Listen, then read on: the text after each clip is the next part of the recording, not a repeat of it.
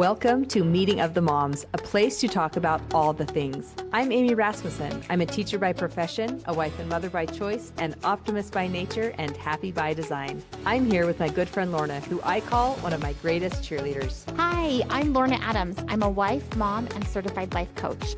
I strive to embrace and enjoy each new phase of life. Here at Moms, we believe the world is wide open to all of us and that we have unlimited potential. We're so glad you're here. I want to celebrate a couple of things today. First of all, I've been working on sitting down without multitasking or anything to enjoy my breakfast. I have a big bay window and I can sit there and look out the bay window at the snow on the mountains or a tree in bloom or whatever. And so I did that today. And what was especially exciting for me is I have kind of been shifting my morning routine a little bit earlier. And so I wanted to be able to sit down to breakfast earlier, already showered and dressed and stuff when the kids walked out the door. And I did that today. So that always feels good when you're striving for something and it occurs. That's nice. Cool. That's awesome. Yeah. Yeah. And then the other thing I wanted to celebrate. More than one. Awesome. Yeah. Is I had a window of time before we recorded and after an appointment. So I had an appointment outside the home and then we were going to be meeting today. And so I had this little window and I'm like, all right, there are like 5 million things that probably need to be done about the house. And instead of worrying about that, I just did something. And I think it's always so good when we can say, I'm not going to worry about the 5 million things. I'm going to worry about something. And so I did something. And in fact, I did 3 somethings. And so it moved the needle further than I would have thought, given the fact that I was like, for whatever reason today, everything's staring me in the face. So there's value in that. So I'm just celebrating. Awesome. Yeah, so good. Well, and as you were saying that, one of the things that I want to celebrate is, and I hadn't thought about it before, but I want to celebrate that I am. And it comes from you, Amy. You've talked about just spending just a minute, maybe in a book. I know you've talked about doing just like a 1 minute read in your Book of Mormon at various times throughout the day. And I have decided I have all these books I want to read. If I just keep waiting until the perfect time to really read the whole book, I'm not going to find the time. And so I've been trying to pull it out and read just a minute, 1 page at a time, here and there when I can. And I feel like I'm making progress. Yeah, it might take me a few weeks, maybe a couple months, but I'm making progress. So it feels good. So thanks for that little idea, Amy. Nice.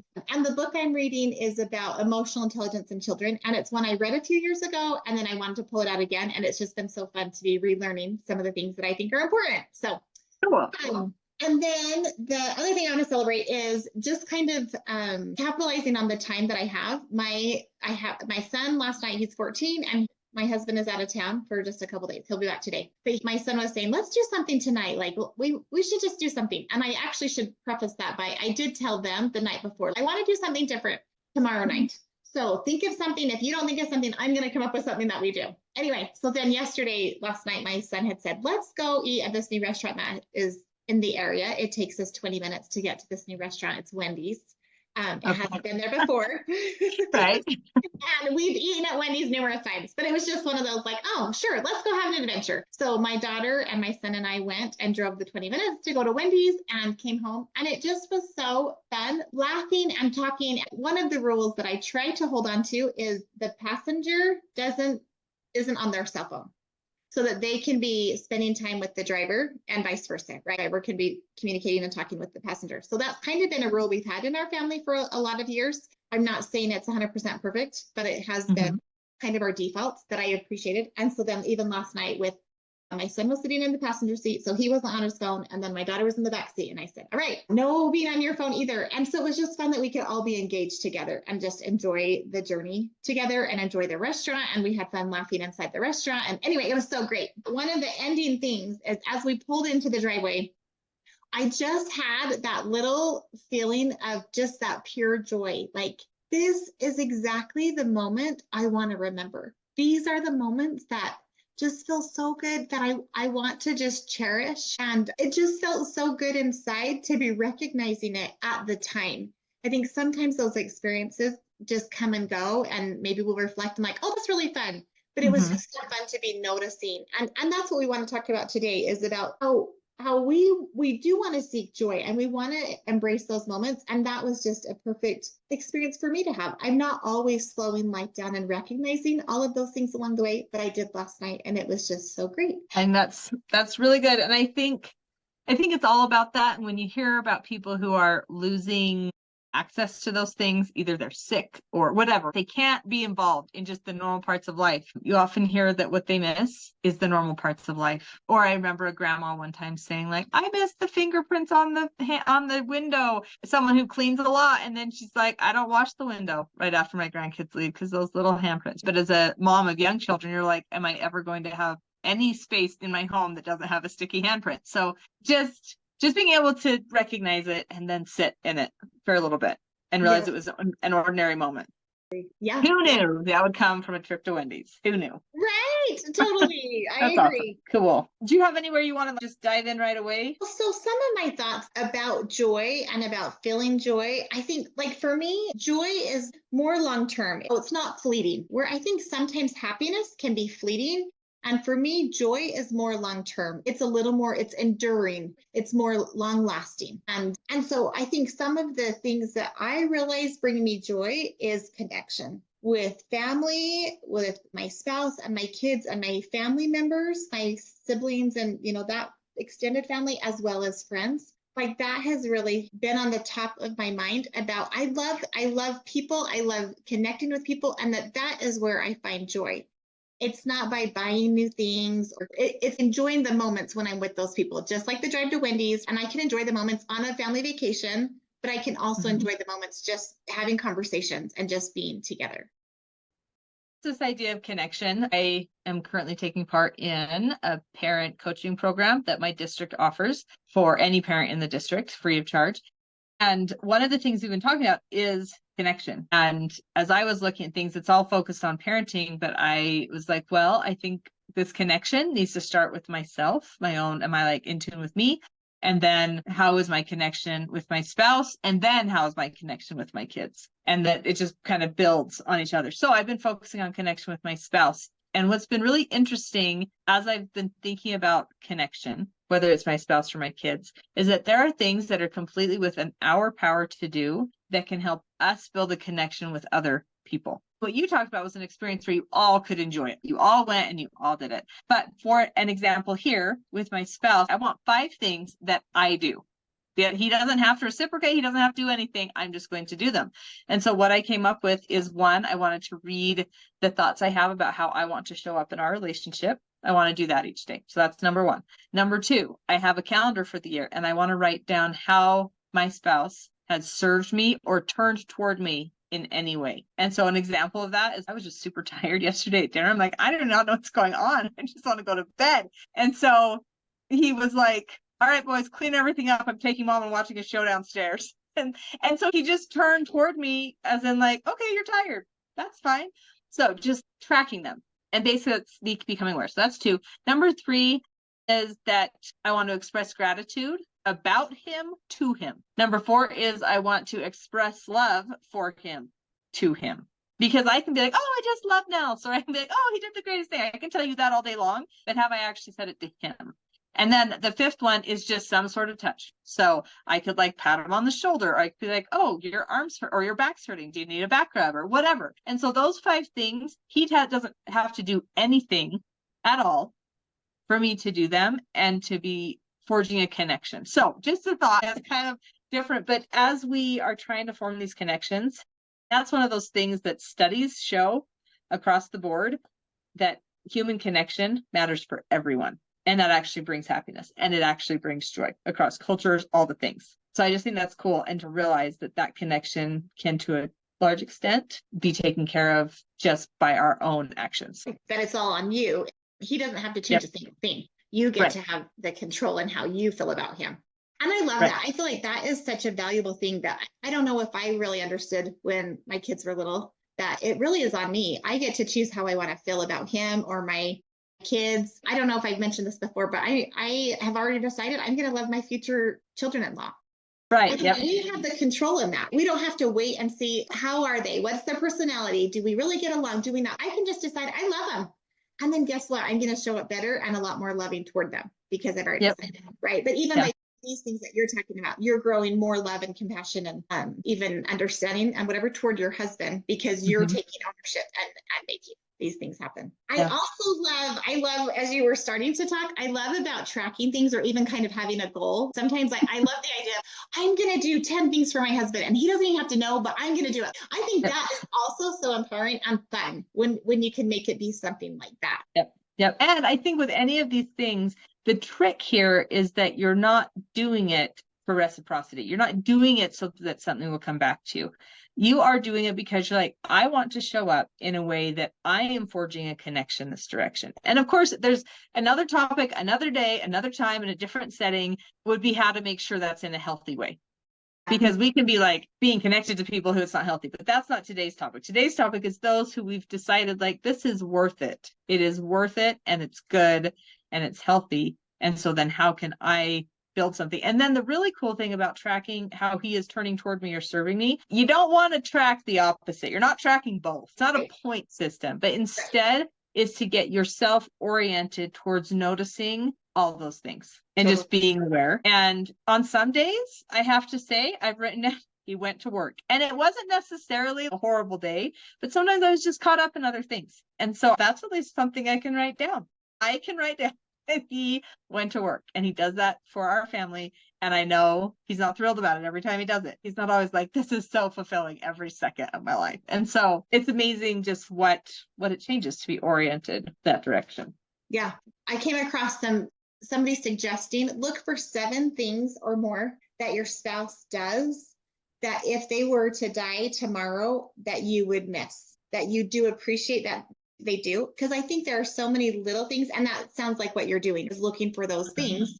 But just another way to maybe label it is looking for the things that they do that you really would miss out. Like you really, maybe you haven't known to appreciate it and you're looking for ways and you can appreciate it in seeing that that's what they always do. Bart is really great about cleaning up. I can be making cookies or anything, any meal, whatever. He'll walk into the kitchen and he'll start putting everything away. Are you done with this? Okay, I can take this. All right, what about this? And sometimes it's almost comical because some of the time I'm like, wait, I'm not done yet. Don't take that yet. But he also is good about cleaning up after dinner too. He's probably the first one to jump up and be like, okay, let's clean up.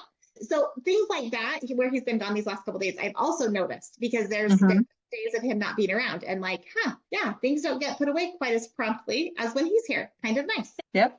And so interesting that you can find good and you can find joy even in something like that, because without a spouse being gone or without us being away from home or whatever, we don't necessarily always miss those things. And so sometimes it's in the missing that we discover the thing that, oh, this is actually bringing me joy. Great. Yeah. So now I can just be aware of that and do that more. Something for me that is a big part of joy is just laughing. And I don't necessarily always mean someone has to be telling jokes or be super funny or whatever, but just laughing at all the ups and downs of life. So even today we were working on some technology stuff and it did not go how we expected.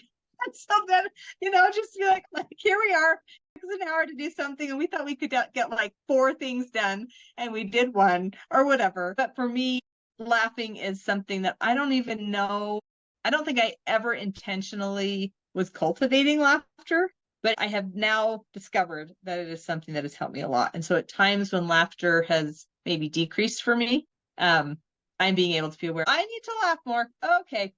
How can I bring that in more? And I think it helps me to find joy in just whatever is going on, because I'm laughing at it instead of maybe grumbling or complaining or being like, this was a failure of an hour or whatever. Yeah. So good. I think for me, maybe it's like noticing and trying to do more hugs at my house. I think there's just, even that is a connection with my kids, with my spouse, and just the joy in building that connection of physical with them. And that's been one of the things as my 2 older daughters have now moved away from home for a season, and that both of them have commented, I miss the hugs, Mom. I miss your hugs. And even like, I didn't know that that's what I was cultivating for them, but it was something, and it does bring me joy when they do come back and I do get to give them hugs again. Yep. Totally agree with that. And so I have 3 boys too, who are teenagers, and it's so fun. They don't push me away. And I think that must have been being cultivated all along too. And at some point I started being like, okay, I would like to make a point of hugging them more often. And there's just always a hug before bed. And there's always a hug before they leave. And then the other day I said, we need 8 8-second hugs a day. Because I heard about that from, I think it's Colin Karchner. That was his big thing before he passed away. But just the idea that that's healthy physical touch, and everyone needs it in some way. And so it's fun to just see the fruits of what you've cultivated, I think. Yeah, for sure. So good. Well, one of the things that I think is kind of interesting about joy, and you said something about joy, you see it as more enduring and less fleeting. I actually made a note about how you said it. Now I can't find it, but that it's not fleeting and that it endures. But one of the things I wrote down about joy that's kind of an interesting connection to this is that I also don't think we have to worry about, I have now arrived and now I am joyful. Check off the box. Joy is one of those things that the beauty of it is that it's not something that we just arrive and we're there. And the reason the beauty of it is that means that we can find it all along the way. And it's really more about figuring out how to cultivate joy regardless of what is happening, and to be able to see the joy and feel the joy. And gratitude is just so closely connected to it. That any moment, I guess, you can choose to be like, I'm choosing joy now. And that joy in the journey comes from our choices and from how we choose to see things, as opposed to it being something that we're going to arrive at some future date.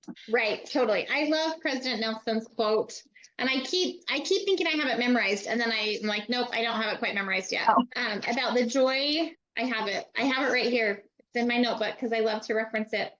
The joy we feel has little to do with the circumstances of our lives and everything to do with the focus of our lives. I've loved that quote since he gave it, that really we can totally find joy in the moments. And really, I think it's kind of slowing down our brain and enjoying where we are at the time, so then we can feel the joy that's available to us. I think that there's lots of different ways to do it. And I think it's a little bit of an art form as you get better at being able to do it. I remember this one day I was in the kitchen, and I have 3 sinks in my kitchen in a row. All the sinks were full, both counters on both sides were full, and everyone was off to school and work. And I remember looking at them and just pausing and being like, okay, lots of dishes. I don't like doing the dishes. However, how fun is this that I can see the cookie sheets there that we made pizza on. And I remember that fun pizza event we had. And like I went through and was able to build memories around the different dishes in there. And I think it wasn't about the dishes going away. It wasn't about the fact that now all of a sudden my family does the dishes without my help ever. Nope.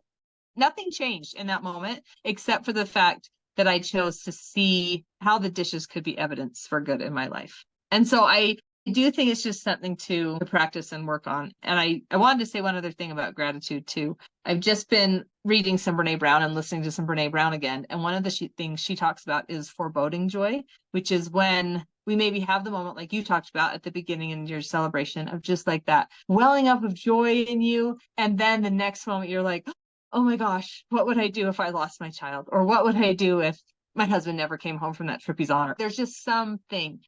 And that's a really like normal and natural thing that happens, is what Brene talks about. But she said there are choices that people make. And some people, and a lot of them are subconscious, but some people go straight to just anxiety and stress about it. But those who are able to, she calls them wholehearted, who are able to be wholehearted, they actually just tend in that moment when they feel foreboding joy towards gratitude. And I think it's those really little tiny adjustments in how we do stuff that can make the difference between having that thing that just comes our way and hits us without us even trying to have it hit us, the foreboding joy, and be like, oh, I really am so grateful that I had this moment, because I realize that I won't necessarily have it forever, as opposed to I don't want to feel joy now, because if I lost them, then I'd really be devastated, and then you kill the joy. So yeah, I think it's such a fascinating thing. Totally. And one of the things that I remind myself when my brain does go to the, oh no, what if I lose them? Calm my own little brain by saying, and I'll figure it out. Yeah. But in reality, I can enjoy this, and it doesn't have to take away anything for what comes or doesn't come. I'll figure it out. If that happens, I'll figure it out. But for now, I'm just going to enjoy this. So, so I'll good. just Love cross it. that bridge when I come to it. Okay. I have 2 more things that I thought I'd bring up to you. We just hear a lot about being intentional, but I think Sometimes we think that means we need to be controlling and control everything in our lives. And intentional has much more to do with our perspective and how we have different ways of looking at things. So it's just given me a different way to think about being intentional, that yes, I still want to be in charge of myself and somewhat in control of my surroundings and my schedule or whatever. But there's so many things that are outside of our control that if I realize that being intentional has a lot more to do with how I choose my perspective, how I choose to see things, then I'm like, okay, that's something I can be intentional about regardless of what's going on. Totally. So that's always fun.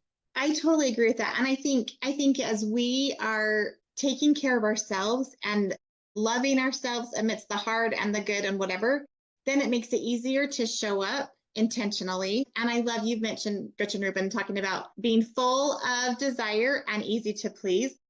And I think then that also makes it easy to enjoy what does come, right? You can see the good in the moments and enjoy those moments. Yeah, yep, absolutely. One of the things that also came to mind as we've been thinking about joy is Gretchen Rubin again had talked about a book, or they had someone come to their podcast or something, and the book is called The Book of Delights. And I love the title. I haven't read it yet, but it's on my list of things that I want to read. And I want to create my own book of delights and just like sit and think about the things that bring us joy and happiness. And it's not even necessarily things that we do, but a book of delight could include things when I'm out for a walk and I smell someone's laundry. Like that really is a thing for me. Yeah. I just love smelling laundry. Like it's just so fun. But I would just love to make a book like that. And it can be the funny, quirky things. And I can write down the fact that years ago, I walked into the library in the town that we lived in together, and I asked for the key to something, and they pulled out the key, and it was on a giant paper clip. Like it was a paper clip that was like this huge, and it was metal, and it looked exactly like a regular paper clip, except it was huge. It was so unexpected. And those things often, they just delight me when I'm like, oh my gosh, what is that thing? I'd see that I could make the list and I'd be oriented towards looking for those things, and then I could read it again. It would just be fun. Yeah, great idea. Well, and really to have kind of a record of the things that you do enjoy. And then I think it also will help turn your brain to look for the things that you enjoy. Delight you. And really with all of this, the thing that's coming to mind, I've been reading a little bit of the 7 Principles of Making Marriage Work by John Gottman. And one of the things he talks about is just to be oriented towards the positive. He says it's something different, because we can just as easily have a higher focus on the negative. And if we're focused on the positive, the negative things and the hard things are still going to come. It doesn't mean like everything's just going to be roses. But if our positive experiences and our positive focus outweigh those things, then we see them as, oh yeah, that happens. Oh, that's life. Whereas if we're oriented towards the negative, the positive things come along and we kind of dismiss them. Because then even I think it makes it easier to see how those even hard experiences are for your good too. If things don't work out the way we think they should, when we can be looking for the positive, then we can see like, oh yeah, but that's so great. I ended up with this extra time with this child, or whatever. I think we can see more of the good surrounding us when we're looking for that, and how things are working for our good. Yep. And even with the really hard, I think even with the really hard, it can be because that happened. I'm not saying it happened so that this could happen, but because that happened, I have been able to do X, Y, and Z. Or even though that happened, I was able to learn these things, or my compassion grew. And it's never, therefore, everyone should go through atrocities so that their compassion can go. It's not that, but just this idea that different focus and that different orientation can help us use anything for our good, and it can be made for our good, even really, really horrible things. Totally. And that's even with the trauma, maybe not in the moments, but at some point you can usually say, I learned these things and I've gained these things because of that hard trauma. We have 2 basic takeaways for you today of things that you could go and try if you're feeling it today. The first one is, as you are looking to foster joy and as you're seeking joy in your life, you might consider tracking it, just keeping your own record of joyful moments, or what we said in today's episode is create a book of delights. The great thing about a book of delights is that it can be light things. It doesn't have to be very deep things that are happening. It can be something as simple as, I love the smell, or I love the first snowfall. So maybe you'd want to start a list that's your book of delights or your list of joy. Totally. And then maybe you want to look at some relationships that you want to foster more connection. And we did give a whole bunch of examples in the podcast, but maybe you could decide on one or someone that you want to work on fostering that connection with, and then turn your eyes toward that and see the joy in that relationship and be building that.